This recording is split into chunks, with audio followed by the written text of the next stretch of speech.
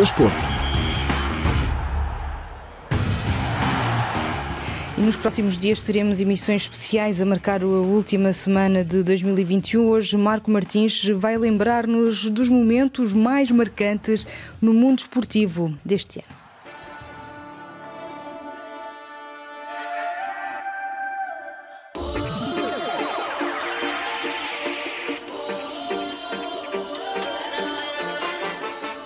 O futsal e o handball foram as duas modalidades de destaque no mundo lusófono em 2021.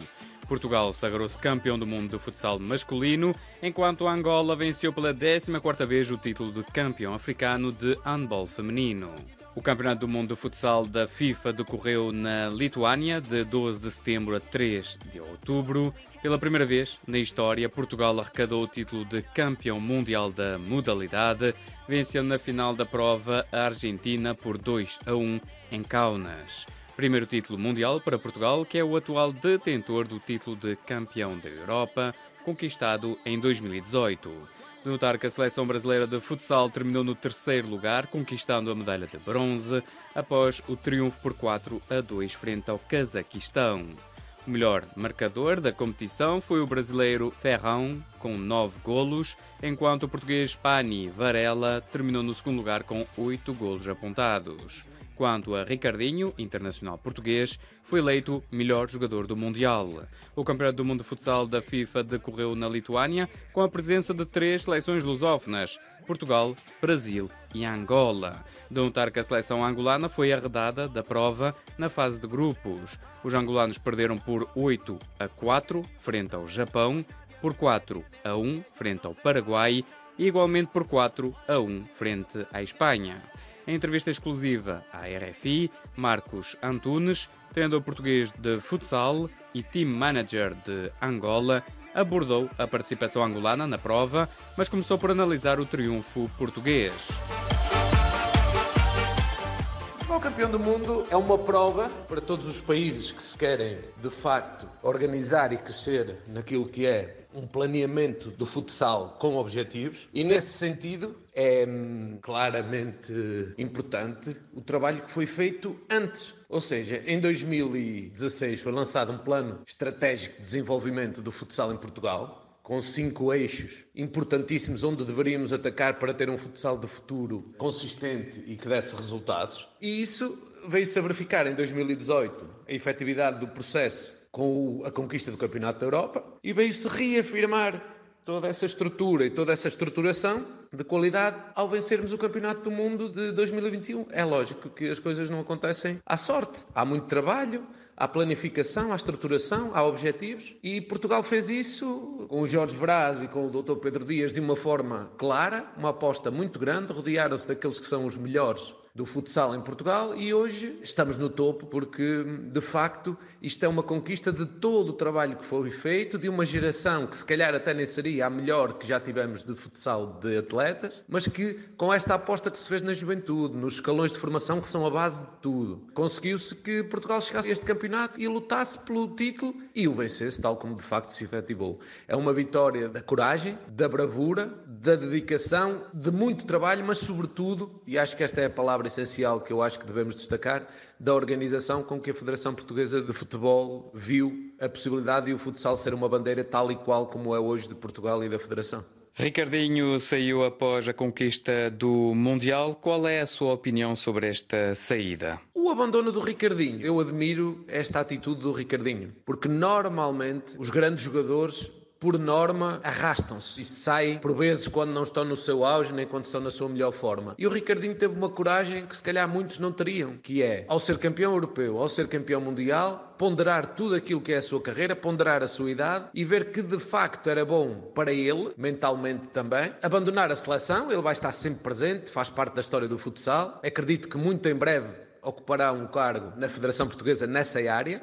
Aliás, já é o embaixador do futsal, e nesse sentido acho que ele teve uma bravura, uma coragem e uma hombridade que se deve destacar naquela que é a carreira dele, que é só, única e exclusivamente, o melhor jogador do mundo, para mim, de todos os tempos, comparativamente só ao Falcão. Teve coragem, teve dedicação e tocou num ponto muito forte. O Ricardinho, que eu acho que Todos os jovens, todos os pais, todos os atletas devem pensar muito bem.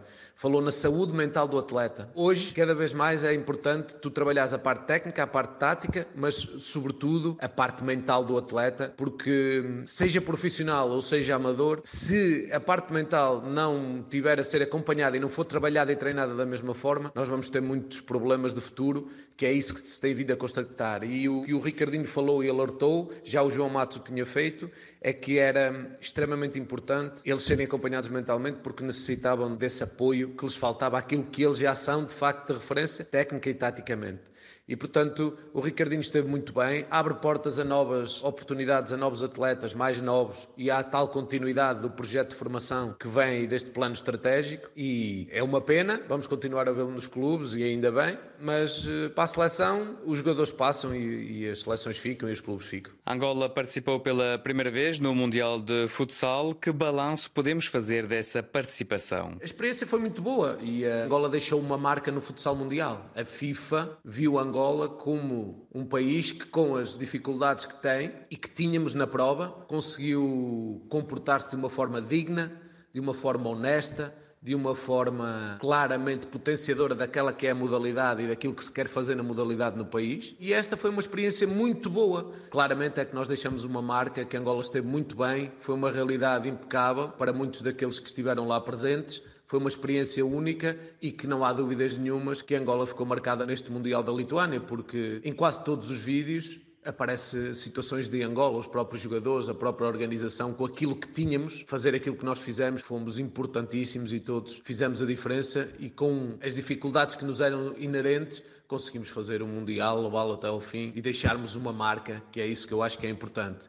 Agora é preparar o futuro, ver o que aí vem e acreditar muito, porque Angola tem um potencial terrível, e eu penso que se houver essa coragem, se houver essa determinação e se houver essa vontade, acho que vai marcar também a história do futsal africano. Quanto ao Marcos, após essa experiência, o que tem feito em termos profissionais? Falar sobre nós próprios é sempre um bocado difícil. O Marcos, depois de team manager, continua naquilo que era antes de ser o team manager da seleção de Angola. Eu tenho a responsabilidade de ser o coordenador técnico da formação e dos projetos técnicos desportivos da Federação Angolana de Futsal, da FAFUSA. Estou muito focado nesse objetivo. Paralelamente a isso, o Marcos antes tinha uma história que, pura e simplesmente, é só quinas de ouro da Federação Portuguesa de Futebol em 2018, criador do projeto Afonsinhos, que é uma das escolas de futsal de referência em Portugal, tendo parceria com o Inter Movistar de Espanha, que já temos há cerca de 2 anos e que muito nos orgulha, e ter um projeto que é uma referência na formação. Paralelamente a isso, continuo a ser treinador, porque a minha paixão e a minha vocação é ser treinador de futsal.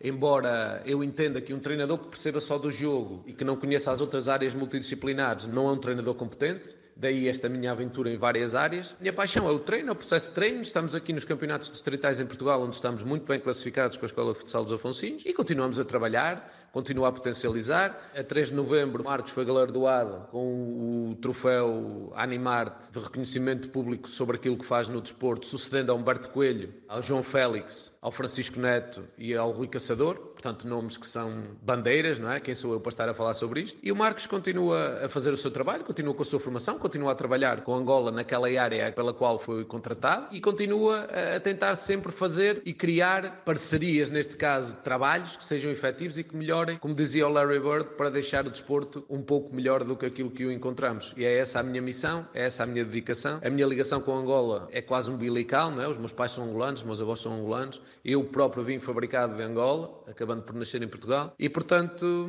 continuo focado naqueles que são os meus objetivos, a fazer carreira no futsal, porque muita gente não sabe que atrás do team manager há esta história toda, não é? Há este processo todo. Há um clube que é bandeira de ética em Portugal, há um clube que é uma referência, há um clube que pela primeira vez participou num projeto da Federação Portuguesa de Futebol em 2016 como escola piloto, num projeto de introdução de futsal no primeiro ciclo, e que é um sucesso brutal, a relação com a escola, com o futsal. E este é o Marcos, sempre aberto a propostas, sempre aberto a desafios e sempre com o futsal no seu horizonte. O futsal faz parte da minha vida, vai fazer sempre parte da minha vida, e é quase como eu costumo dizer aqui em Portugal, que é, na minha escola de futsal nós somos mais que 4 linhas, 3 pontos, 2 balizas ou uma bola. Ou seja, nós somos parte da vida, parte das famílias, parte da sociedade e os nossos 100 e muito atletas que temos envolvem à sua volta um conjunto de familiares, amigos que rondam quase as 500 pessoas e se nós conseguimos mudar a forma de pensar, a forma de estar e a forma de ser, se nós conseguimos fazer isso, nós de certeza absoluta que vamos ter uma geração melhor e é esta a minha missão na Terra, é fazer o melhor, ajudar as pessoas através do futsal. Era Marcos Antunes, treinador português de futsal e team manager de Angola. De referir que a seleção angolana participou pela primeira vez num campeonato do mundo de futsal da FIFA. Passamos ao handball. O handball lusófono esteve em destaque em 2021 nos Jogos Olímpicos que decorreram no verão de 2021 em Tóquio, no Japão. A lusofonia estava representada por Angola e Brasil, na vertente feminina, e por Portugal e, novamente, o Brasil nos masculinos. O handball lusófono também alcançou bons resultados e feitos históricos noutras provas em 2021. Este ano, na vertente feminina, Angola sagrou-se campeã de África, conquistando o 14º título africano. Ainda este ano, no Mundial Masculino, que decorreu no Egito, a lusofonia foi representada por 4 nações: Cabo Verde, Angola, Portugal e Brasil.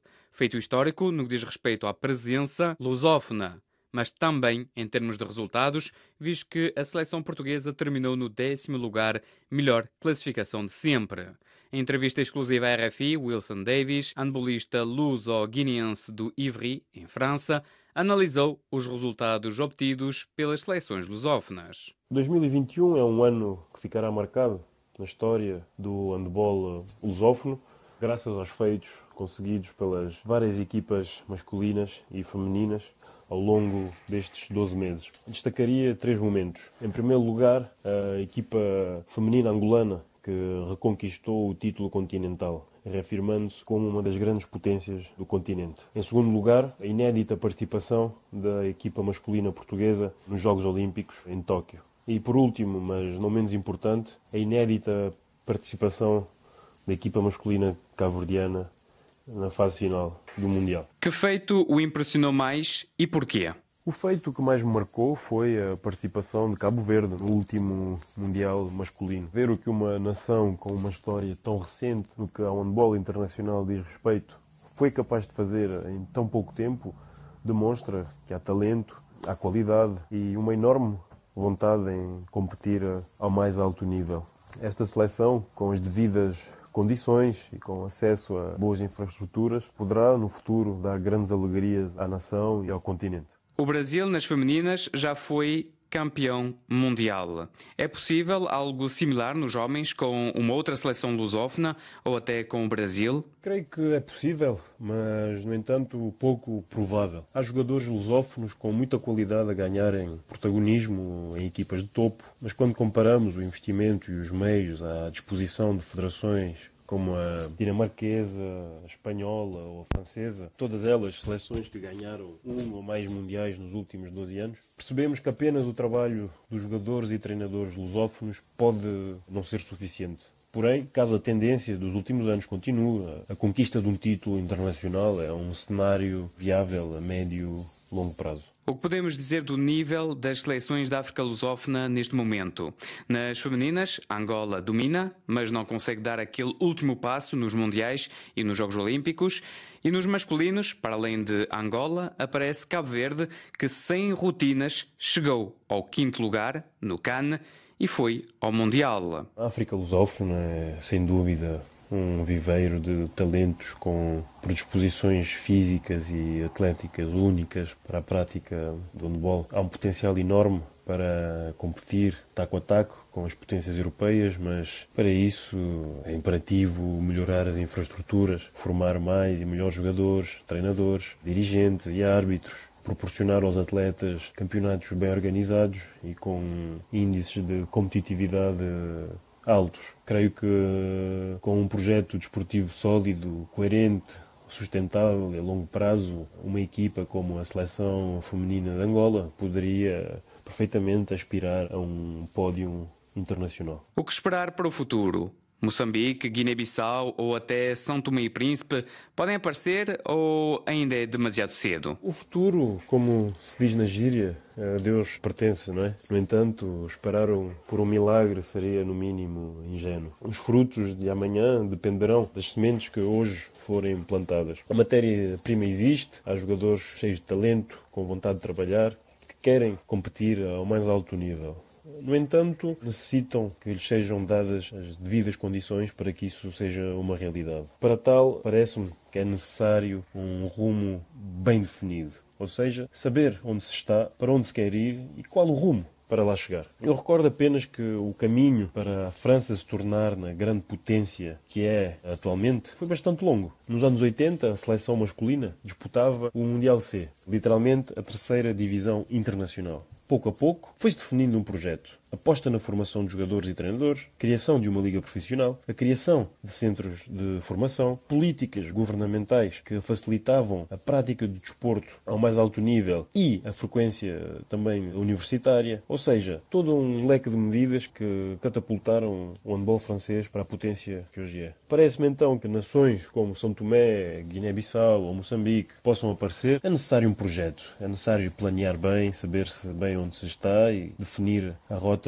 para onde se quer ir. Talento há. E o resto é como em todo lado, né? 7 contra 7 e tudo é possível. Era Wilson Davis, handbolista luso-guineense do Ivry, em França. De referir ainda que Angola terminou no 25º lugar no Mundial de Handball Feminino, que decorreu em Espanha, e conquistou a Taça do Presidente, troféu da melhor equipa eliminada na primeira fase da prova principal. Quanto às brasileiras, alcançaram o 6º posto no Mundial, isto após a derrota nos quartos de final frente à Dinamarca por 30-25. Recorde-se que o Brasil é a única seleção lusófona a ter vencido o título mundial em 2013, na Sérvia. Por fim, em 2022, decorre o Campeonato Africano das Nações de Futebol, nos Camarões, com a presença de 2 seleções lusófonas, Cabo Verde e Guiné-Bissau. Os Tubarões Azuis e os Djurtos alcançaram o apuramento no decorrer de 2021. A seleção cabo-verdiana terminou no 2º lugar no grupo F, com 10 pontos, atrás dos Camarões com 11 pontos. Isto enquanto a seleção guineense acabou na 2ª posição no grupo I, com 9 pontos, atrás do Senegal com 14 pontos. Angola, Moçambique e São Tomé e Príncipe ficaram pelo caminho na fase de grupos. É o ponto final neste balanço desportivo de 2021. Até breve.